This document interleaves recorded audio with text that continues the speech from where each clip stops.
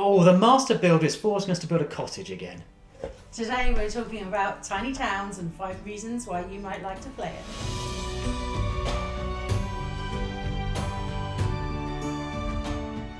Hi, I'm Libby, this is Julian, and we're BoxedMeeples. Today we're talking about the game Tiny Towns. It's right here, and thanks so much to AEG for sending it over to us to do a review. So we're going to talk about the 5 reasons why you might like to play this game. But first, let's have a look at an overview of the game. At the start of a game, every player gets a 4x4 grid that will form the basis of their tiny town. In the middle of the table are 7 communal cards. You will always use the cottage card, but for each other type, you randomly select 4. Additionally, you have your monument card. This is a building unique to each player to give higher points if you can pull it off. Whoever is in possession of the white master builder hammer gets to select one of 5 resources: wood, wheat, bricks, glass or stone. Every player also gets one of that colour resource to add to their grid, whether they want to or not. Once a resource is placed, it can't be modified to a different square, and only one resource can occupy a square. After everyone has put down a resource, each player can then decide if they want to build buildings. The way you do this is by placing resources on the board in a configuration that matches one of the building cards. As long as the cubes are the right type in the right order, the building can be placed. You then remove the resources from the board, taking a building that matches the card and put it on a space that was filled with the resources. After everyone has placed resources and built if they can, the master builder hammer is then passed to the player on the left, and another round is played like before. When a player can no longer place resources or build buildings because their tiny town is filled, they are out and their town is considered complete. All other players continue until they have completed their town. Then everyone adds up the points from buildings according to their individual scoring conditions. They also score their monuments if they manage to build it. Finally, they removed any unused resource cubes, losing 1 victory point for each one taken off the board. The player then with the highest score wins.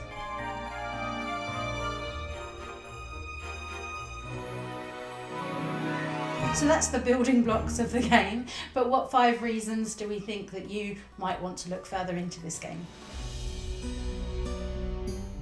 For me, the absolute favourite bit about this game is that there's sort of layers of puzzle. So obviously you're working out what you're going to do with your little cubes and to which building you're going to build, and you've got to make sure that you're able to put them on your board in the correct arrangement. But then you're also needing to work out, when you've made that building, which square are you going to place it in for it to live in forever so that you can get the best score possible.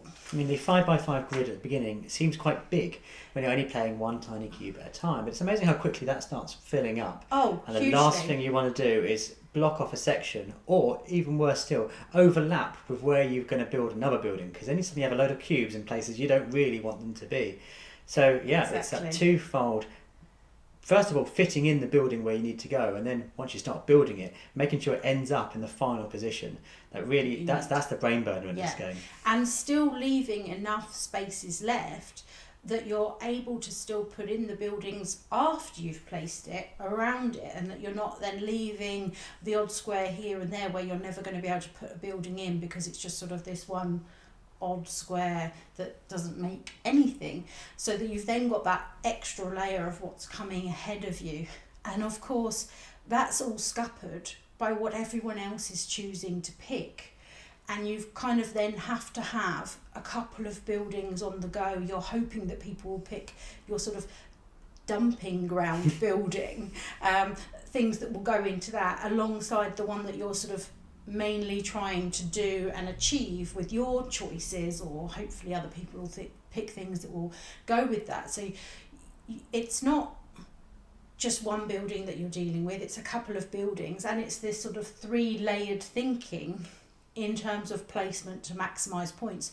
And of course it is more welcoming for some younger ones. They won't necessarily think of it in all of that complexity, but it has that if you want it, and if you are capable in terms of, for age and things like that, of having that depth. It certainly, to maximise your score, you do have to think of all those different layers, and that I really love about the game. I mean, it has the cutesy box with all the animals strolling around in a beautiful tiny town, but don't be deceived, because there's a lot of decisions to be made when you're playing this at a really deep level against a kind of equally able competitor. Yes.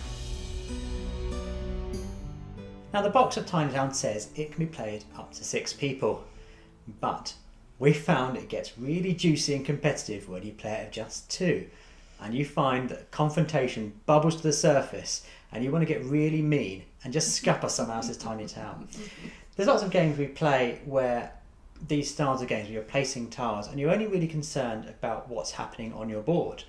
In many ways, the other player's board can just be, that's also what's happening for you, and hopefully I'm still doing better with the resources we have. Not so in this game. This game is working out what works for you, but also what's going to be really mean to make the other player have to get. You are purposely trying to make buildings that you know that your opponent doesn't want to make.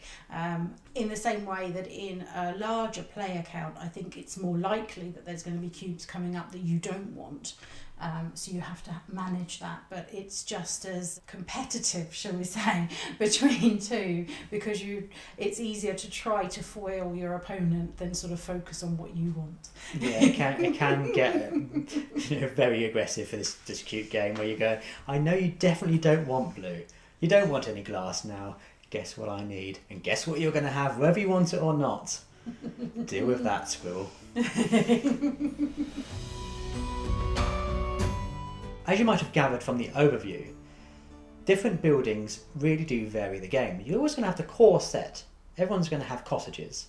But the rest of the other tiles are going to be different each time you play, and you're going to get them in a different combination. You're changing up the different scoring for those different buildings each time, so that really does add some variability to your gameplay, because each time you're trying to achieve different shapes, different colours, they're scoring differently, so therefore you want to place them differently. So it really does just open up the game for repeat play and repeat play and repeat play. Because the way these buildings are going to interact with each other is going to have to change the way you play, because someone will demand a certain number of a different building. But if that other building's tricky to build, is that duo of score building opportunities could be something you want to focus on. Now, we've had games where we've just completely ignored building factories, for example, because they were of little benefit and were quite tricky to build. But in other occasions, that's been the key to winning, having as many of those out and having the right churches in combination with the cottages, for example.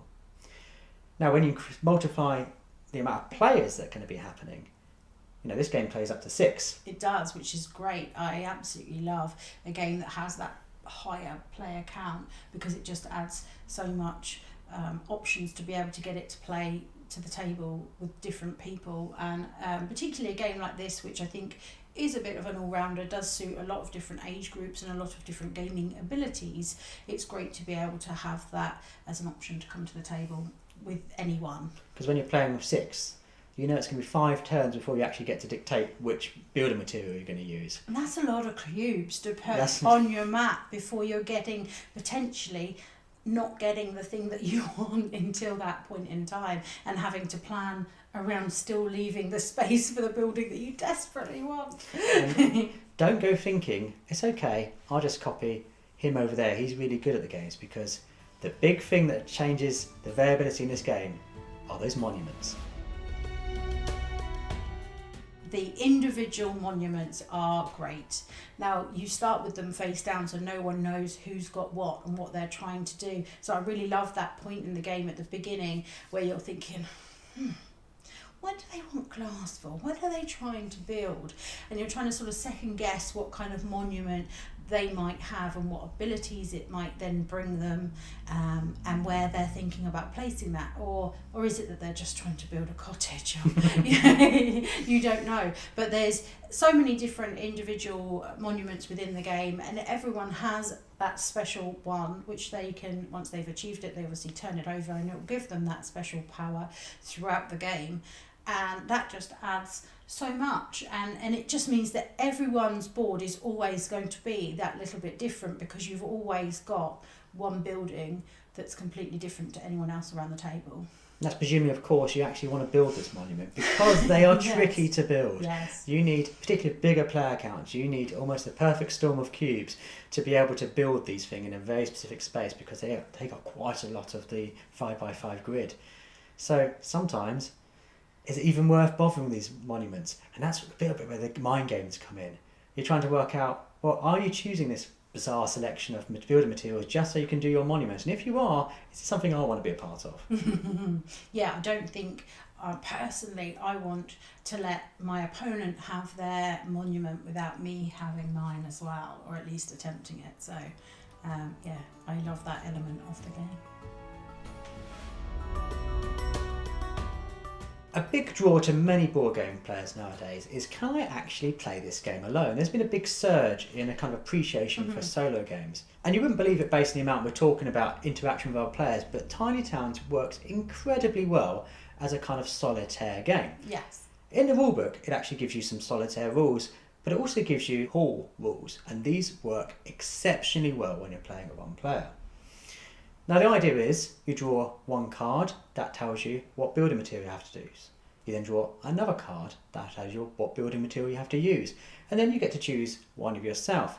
But you can't predict the deck because before you've even started drawing, you've randomly removed 5. Yes. So it could be brilliant. There's no glass in there whatsoever. So if you're waiting for the glass to come, you're going to be waiting until you've exhausted the entire deck, reshuffle, then draw 5 more cards blindly.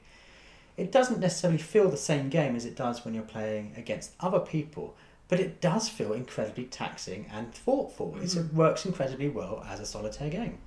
Yeah, really, really enjoyable to sort of sit down and just have some you time and work out that puzzle. And it still has those layers of working out what's best in terms of placement and all of that kind of things that we spoke about earlier, just without sort of foiling your opponent in the same way, but obviously you're still having to deal with the cards turning over, with the ones that weren't perhaps the ones that you were really wanting, and where you're going to place them and how you're going to use them effectively. All of that puzzle is still there for solo, and it's a great game.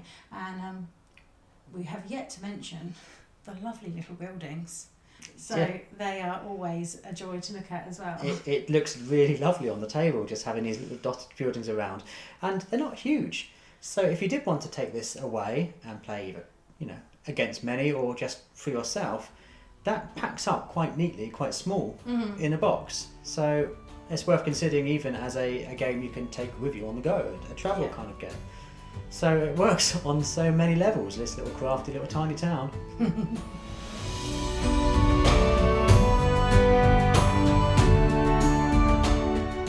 So we hope that you've enjoyed listening to our thoughts about tiny towns, and that they've given you an idea about whether the game will be for you and the people that you enjoy playing with. Now AEG are really on a roll recently. They've got so many games coming up that we've really enjoyed. So if you want to see some of the other games, have a look through our channel. We've reviewed a few of them, and we're going to be getting even more to the table because they are a publisher we've really had our eye on for a while. They are They've got some indeed. incredibly diverse and interesting titles. Yes, please do let us know in the comments what your favourite game from AEG is, and have you played Tiny Towns? What are your thoughts on it? We'd love to hear from you in the comments. And of course, if you've enjoyed the video, please do subscribe to our channel and ring the bell for notifications, and you'll know all about our next videos coming up. We tend to do 2 to 3 videos all about gaming every single week. Yeah, so that's Tiny Towns. It might be a tiny game, but I think there's a huge amount to enjoy.